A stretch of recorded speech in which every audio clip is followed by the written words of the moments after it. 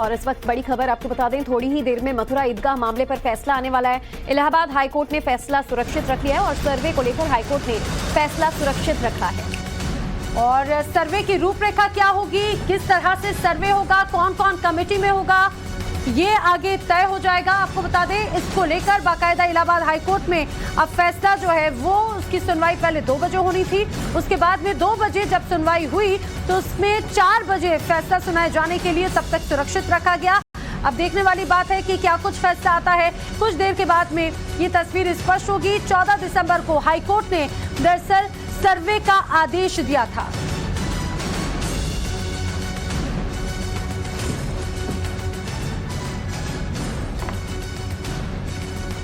तो इलाहाबाद हाईकोर्ट ने अपना फैसला सुरक्षित रखा है और हमारे तमाम सहयोगी हमारे साथ जुड़ चुके हैं। मथुरा से गौरव श्रीवास्तव, मनीष यादव और प्रयागराज से आशुतोष हमारे साथ जुड़ चुके हैं। सबसे पहले रुख गौरव का कर लेते हैं। गौरव, अब से किसी भी क्षण फैसला आ सकता है कोर्ट कमिश्नर की नियुक्ति को लेकर, आगे की रोडमैप को लेकर। बिल्कुल, देखिए, मुस्लिम पक्ष ने इस बात को लेकर आपत्ति जताई है कि जब तक सुप्रीम कोर्ट सुनवाई न कर ले, कोर्ट कमिश्नर का आदेश जो है वो टाल दिया जाए और इससे कोई बहुत बड़ा नुकसान हिंदू पक्ष को नहीं होगा न्याय को लेकर। और उनकी इसी एप्लीकेशन को लेकर जो है फिलहाल इलाहाबाद हाईकोर्ट ने आदेश सुरक्षित किया था।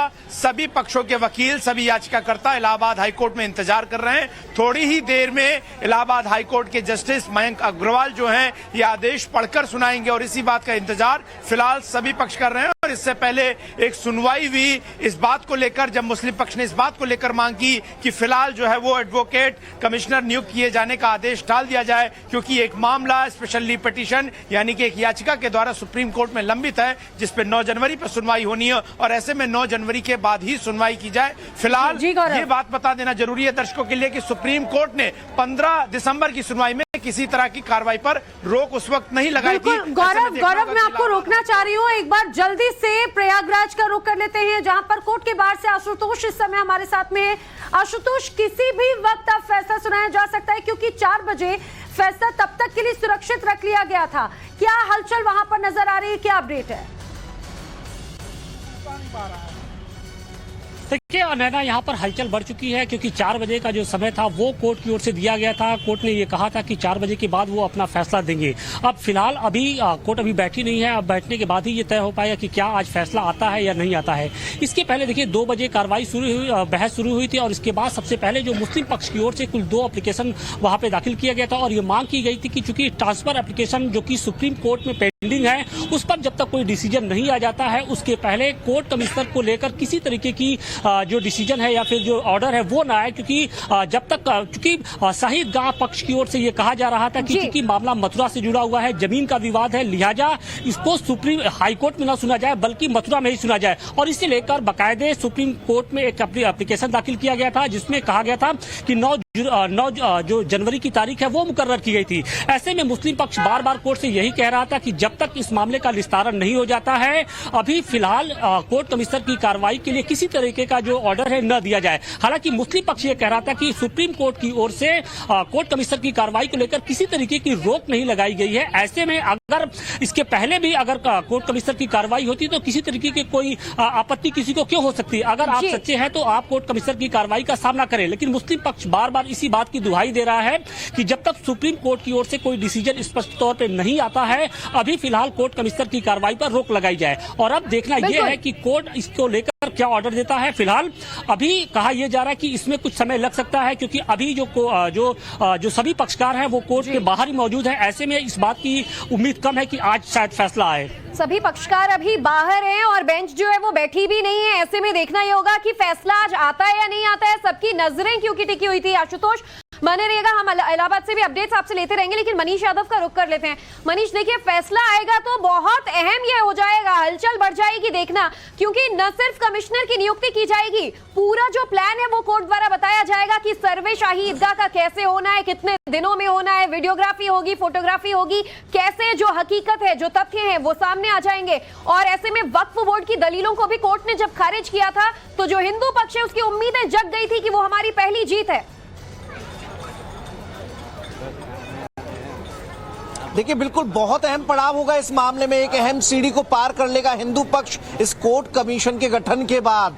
उसमें तमाम जो साक्ष्य हैं, जो प्रमाण हैं वो जुटाए जाएंगे, क्योंकि ये जो कोर्ट कमीशन की रिपोर्ट होगी कोर्ट में बहुत मायने रखती है हिंदू पक्ष के लिए, क्योंकि हिंदू पक्ष ने ये दावा किया है। ऐसे में दावे को प्रमाणित करने के लिए, साक्ष्य जुटाने के लिए कोर्ट कमीशन का दौरा यहाँ पर बहुत अनिवार्य रूप से होना चाहिए था और उसकी कवायद अब शुरू हुई है। जैसे अयोध्या में इंतजार खत्म हुआ था, मथुरा के लोग इस इंतजार के खत्म होने की आस में देखे ये भजन कीर्तन संकीर्तन चल रहा है। कल हम देख रहे थे यज्ञ किया जा रहा था कि माँ भगवती से, जैसे राम लंका पर फतेह हासिल करने से पहले माँ भगवती की उपासना कर रहे थे, ऐसे ही यज्ञ किया गया वृंदावन से लेकर मथुरा में। और आज यहाँ पर लोग बैठ गए हैं कि 4 बजे जो फैसला आए उनके पक्ष में आए, जो ठाकुर जी हैं उन्हें इंसाफ मिल सके, ठाकुर जी अपने वास्तविक गर्भगृह में, मंदिर में विराजमान हो सके, इसकी कोशिश कवायद भक्तों के जरिए की जा रही है। और न केवल मथुरा में बल्कि पूरे देश भर में, जैसे अयोध्या में 22 जनवरी को प्राण प्रतिष्ठा की जाएगी रामलला की, ऐसे ही एक तिथि निर्धारित हो, कोर्ट से लड़ाई जीते। बिल्कुल, और उसका इंतजार करना होगा मनीष। यहाँ पर जो रोज की संख्या में, रोज हजारों की संख्या में जो श्रद्धालु आते हैं, उनकी निगाहें भी बस इधर ही की तरफ होती हैं। और आज आखिर कोर्ट से क्या कुछ फैसला आता है वो भी देखने वाली बात है। गौरव, मनीष और आशुतोष, फिलहाल आप सभी का शुक्रिया। और खबरें लगातार जारी रहेंगी, लेकिन 4 का अफेयर में फिलहाल एक ब्रेक के लिए रुकेंगे और लगातार उस बड़ी खबर पर हमारी नजर बनी हुई है।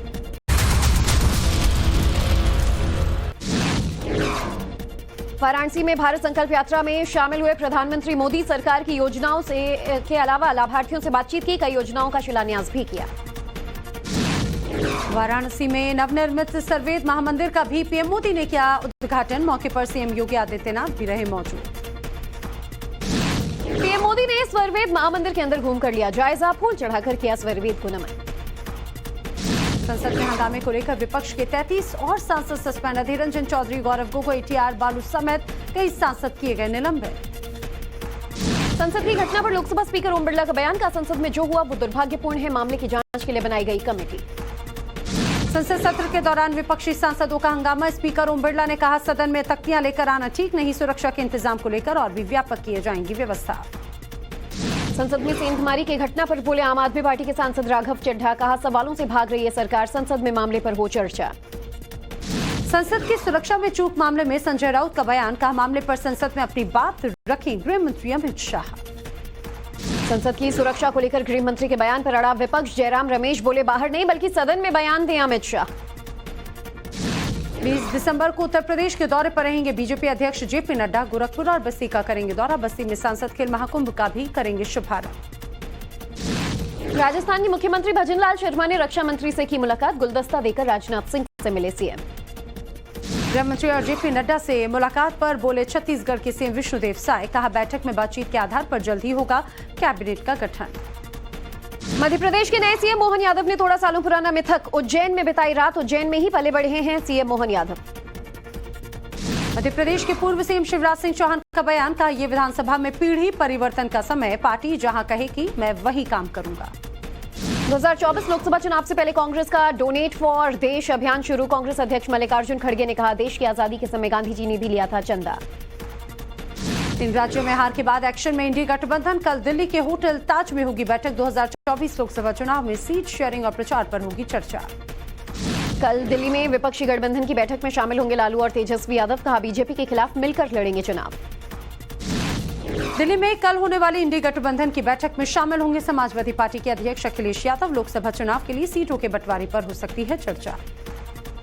जेडीयू विधायक रिंकू सिंह ने की नीतीश कुमार को पीएम उम्मीदवार घोषित करने की मांग। बिहार प्रदेश कांग्रेस अध्यक्ष अखिलेश सिंह ने कहा कोऑर्डिनेशन कमेटी में तय होगा लीडर का नाम। युवराज सिंह की विपक्षी नेताओं को चुनौती, कहा इंडी गठबंधन के किसी भी नेता में हिम्मत है तो पीएम मोदी के खिलाफ लड़े चुनाव। इंडी गठबंधन पर बोले जेडीयू नेता नीरज कुमार, कहा बिहार मॉडल अपनाने से निकलेगा दिल्ली का रास्ता। इंडी गठबंधन पर प्रशांत किशोर का जोरदार हमला, कहा नीतीश का बिहार में ही वर्चस्व नहीं तो पूरे देश में आखिर क्या होगा। महाकालेश्वर के दर्शन करने पहुंचे बीजेपी सांसद रवि किशन, भस्म आरती में हुए शामिल। बीजेपी नेता किरोड़ी लाल मीणा का दिखा मजाकिया अंदाज, बस कंडक्टर की नकल निकालते हुए नजर आए, सोशल मीडिया पर वायरल।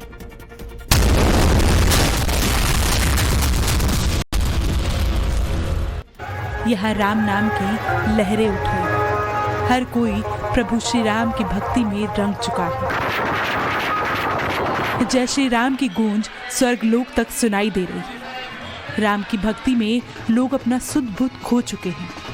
कोने कोने में गूंज रहे मंगल गीत कानों में मधुर रस घोल रहे हैं। महिलाएं हो या बच्चे, बूढ़े हो या साधु संत, सब भगवान श्री राम के जयकारे लगा रहे हैं।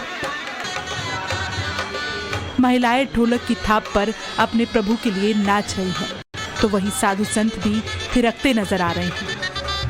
वाकई ये नजारा काफी मनमोहक है।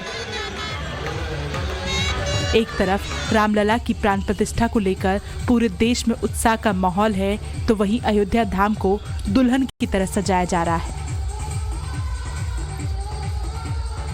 रामनगरी अयोध्या में भगवान श्री राम और माता सीता के विवाह की धूम देखी गई। अयोध्या के बिहौती भवन, दशरथ महल, कनक भवन समेत कई मंदिरों से भगवान श्री राम की बारात धूमधाम से निकाली गई। अयोध्या के मंदिरों में भगवान श्री राम और माता सीता का विवाह हुआ। इस दौरान जय श्री राम के जय घोष से पूरी रामनगरी गूंज उठी। भगवान श्री राम और माता सीता के विवाह में शिरकत होने के लिए देश भर से हजारों लोग पहुंचे थे। देख सकते हैं हमारे पीछे ये कनक भवन की प्रभु श्री राम की बारात निकल रही है और हम अपने कैमरामैन से दिखाएंगे। देखिए कितनी जो दर्शक हैं, जो दर्शनार्थी हैं, जो प्रभु श्री राम के भक्त हैं, उनको आप देख सकते हैं कितने जोश में हैं और कितनी लंबी भीड़ लगी हुई है। प्रभु श्री राम का डोला आ रहा है जिसपे प्रभु श्री राम अपने तीनों भाइयों सहित रथ पे विराजमान है दूल्हे के रूप में। और ये कनक भवन, जो कनक भवन के भगवान है, ये उनका है। और आपको मैं बताता चलूं, अयोध्या में इस बार जब प्रभु श्री राम अपने गर्भगृह में प्रवेश कर रहे हैं, उसको लेकर अयोध्या में काफी ज्यादा उत्सव है। आप देखिए जैसे लोग बाराती निकलते हैं पगड़ी लगा के, आप देखिए पगड़ी लगा के लोग यहाँ पे मौजूद हैं। और ये कनक भवन के जो भगवान है, ये उनकी है। भगवान की प्रतिमा देखिए सिंहासन पर रखी। हम अपने कैमरामैन से कहेंगे थोड़ा सा जूम करके दिखाएं कि भगवान की प्रतिमा, ये देखिए आगे पुजारी जी है, पीछे भगवान की प्रतिमा इस रखी हुई है। इसी पर प्रभु श्री राम और लक्ष्मण जी बैठे हैं और ये बारात पूरे अयोध्या का भ्रमण करके प्रभु श्री राम पुनः अपने मंदिर में जाएंगे। और आज ही के दिन प्रभु श्री राम का विवाह सीता मैया से हुआ था। हम कोशिश करेंगे करीब तो नहीं, लेकिन इतनी भीड़ है, इतना जोश है, इतना उल्लास है लोगों में कि वहां तक जाना मुश्किल है। आप देख सकते हैं पूरी अयोध्या राममय है इस समय। और अयोध्या में इस वर्ष राम बारात का जो जोश है, जो उल्लास है, काफी हर्ष भरा है। बताया जा रहा है कि अयोध्या नगरी के करीब 5000 से अधिक मंदिरों में राम विवाह उत्सव मनाया गया। बारात निकलते ही श्रद्धालु नाचते गाते नजर आए। ये सैकड़ों वर्ष पुरानी परंपरा है, जहां वैभव और राजसी भव्यता के साथ राम बारात निकली है। दाऊद इब्राहिम को लेकर पाकिस्तान में इस वक्त हर तरफ सन्नाटा पसरा हुआ है, लेकिन जब सोशल मीडिया में दाऊद को जहर दिए जाने की खबर वायरल हुई तो पाकिस्तान की सरकार ने इंटरनेट ही शट डाउन कर दिया। जी हां, आखिर ऐसा क्या है जो पाकिस्तान छिपाना चाहता है? क्या वाकई में दाऊद को जहर दे दिया गया? क्या वाकई में दाऊद की जिंदगी और मौत से अब दाऊद उसके बीच में जूझ रहा है? आपको एक रिपोर्ट दिखा देंगे। क्या डॉन दाऊद इब्राहिम का दी एंड हो गया है? दाऊद इब्राहिम पर पाकिस्तान क्यों है चुप? Most wanted underworld don Dawood Ibrahim को लेकर बड़ी खबर आ रही है। हवा उड़ रही है कि मुंबई हमले का गुनहगार डॉन दाऊद इब्राहिम को पाकिस्तान ने मार डाला है। तो वहीं कुछ लोग ये भी कह रहे हैं कि दाऊद इब्राहिम पाकिस्तान के एक अस्पताल में अंतिम सांसें गिन रहा है। आखिर ऐसी आशंका क्यों जताई जा रही है? मीडिया रिपोर्ट्स के मुताबिक आतंकी दाऊद को जहर देने की खबर सामने आ रही है और उसे एक अस्पताल में भर्ती कराया गया है, जहां उसकी हालत गंभीर बताई जा रही है। हालांकि अभी तक इस बात की पुष्टि नहीं हुई है, न ही इस बारे में कोई जानकारी सामने आ पाई है। दाऊद को लेकर पाकिस्तान के हुक्मरान भी चुप्पी साधे हुए हैं। दाऊद इब्राहिम लंबे समय से कराची में कुंडली मारकर बैठा था, लेकिन आशंका जताई जा रही है कि भारत के नंबर 1 दुश्मन दाऊद को पाकिस्तान ने जहर दे दिया है। लेकिन सवाल उठता है कि दाऊद को कथित जहर देने के पीछे पाक का उद्देश्य क्या है?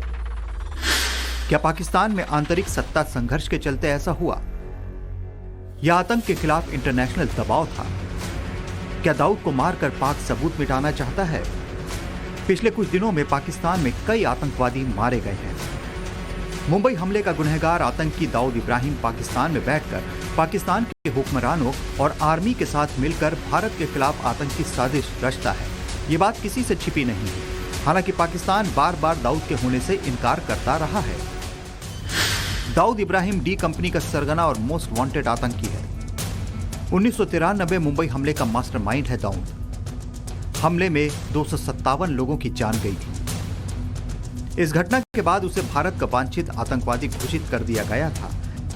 अगर हम बात करें जांच एजेंसियों की तो उनकी निगाह में हमेशा ये इलाका रहता है, क्योंकि इन्हीं बिल्डिंगों में, इन्हीं घरों में जो है दाऊद इब्राहिम के कई सारे रिश्तेदार रहते हैं। यानी कि हसीना पारकर की हम बात करें, दाऊद की करीबी बहन, वो भी यहीं रहती थी। और वही इकबाल कासकर की अगर हम बात करें तो वो परिवार सहित यहाँ पर रहते थे। यहाँ तक कि प्रदीप शर्मा द्वारा गिरफ्तारी भी इकबाल कासकर की यहीं से हुई थी, जिसके बाद परिवार ने अपनी कई लोकेशंस को बदला, लेकिन यहीं लगातार तैनात रहते थे।